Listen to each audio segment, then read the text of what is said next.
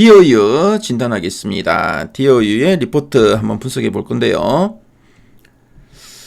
자, 지금 DOU의 최근 3개월 주가 추이를 보고 계십니다. 네, DOU는 12월 말, 1월, 2월, 3월 현재까지 주가 추이를 보면 등락이 반복되면서 박스권의 흐름을 계속 이어가고 있죠.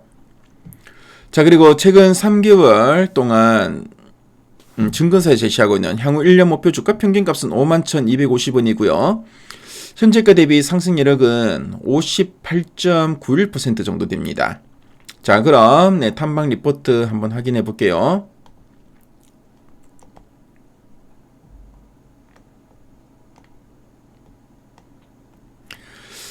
자, DOU 지난 연초 이후 목표가 제시추를 보면 48,000원에서 52,000원, 그렇죠. IBK 투자증권에서 52,000원을 제시했고요.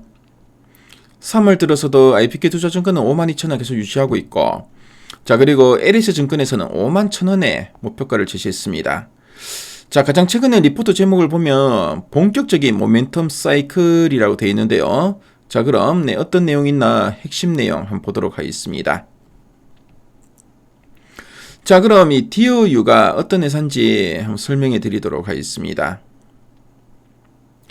자, DOU는 우리가 열광하는 K-POP 아이돌이나 유명 연예인과 나만의 단톡방에서 1대1로 카톡을 주고받는 이런 짜릿한 경험을 파는 팬덤 소통 플랫폼 기업입니다. 핵심 서비스인 버블 앱으로도 엄청난 히트를 쳤는데요.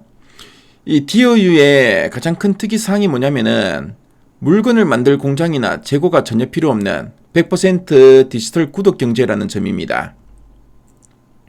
SM 엔터테인먼트의 손자 회사이자 JYP가 이제 2대 주주로 있기 때문에 든든한 아티스트 라인업을 꽉 잡고 있고요. 앨범이나 콘서트처럼 어쩌다 한번 큰 돈을 버는 게 아니라 매달 전 세계 팬들의 통장에서 4,500원씩 꼬박꼬박 회비가 자동 이체로 꼽히고 있습니다. 어떻게 보면 상당히 좀 무시무시한 그 캐시카우, 현금 창출 기계를 만들어냈다는 뜻으로 보시면 되겠죠. 자, 그럼 두 줄 요약 부분 한번 보도록 하겠습니다.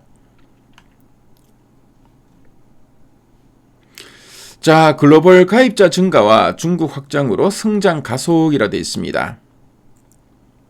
그래서 버블 앱을 쓰는 사람의 70% 이상이 이미 외국인입니다. K-POP의 인기가 전 세계로 퍼져나가면서 굳이 한국에 오지 않아도 내 최애 아이돌과 소통하고 싶은 글로벌 팬들이 계속해서 지갑을 열고 가입하고 있다는 뜻으로 보시면 되겠고요. 자, 그리고 중국 확장으로 성장 가속이라고 하고 있는데 세계에서 가장 사람이 많이 있는 나라가 바로 중국이죠. 그래서 중국은 그동안 여러 규제 때문에 제대로 진출하기 어려웠습니다.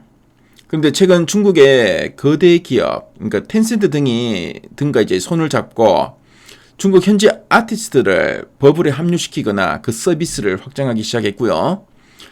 그래서 이런 중국의 팬덤 지갑이 열리기 시작하니까 회사의 성장 속도에 엄청난 불이 붙었다는 의미로 보시면 되겠습니다.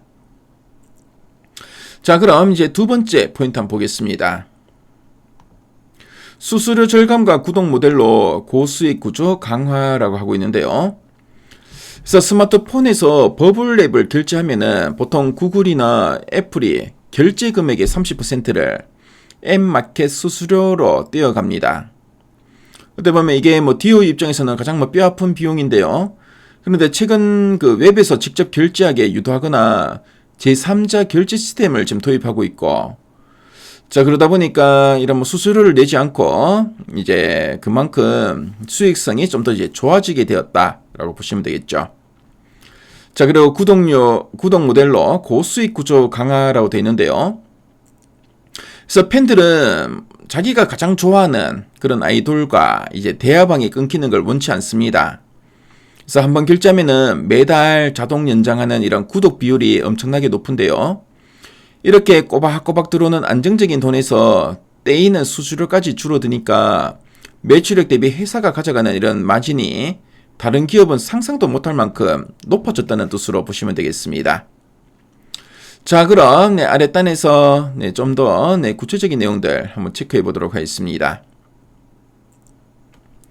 그래서 글로벌 확장과 성장 모멘텀에 대해서 나와 있죠. 그래서 일본과 중국 중심으로 글로벌 가입자가 증가하면서 성장이 가속화되고 있고,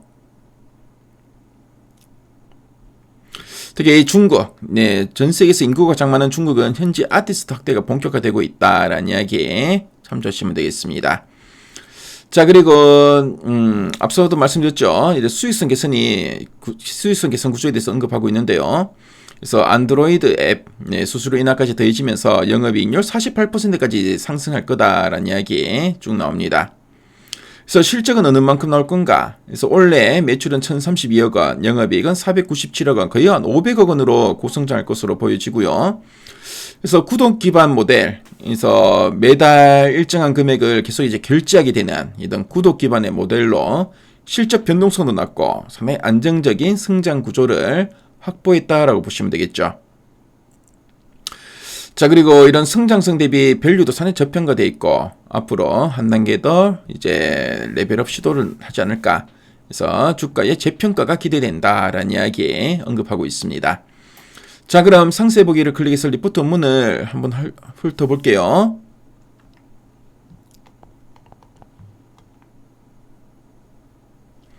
자, 리포트 원문을 보시면은 앞서 핵심 내용 보기에서 봤던 내용들 쭉 언급되고 있죠. 그래서 글로벌 확장 가속화 구간이다라는 이야기 쭉 언급하고 있고, 특히 올해 영업이익은 전년 대비 58% 증가한 497억 원이 전망된다라고 하고 있습니다.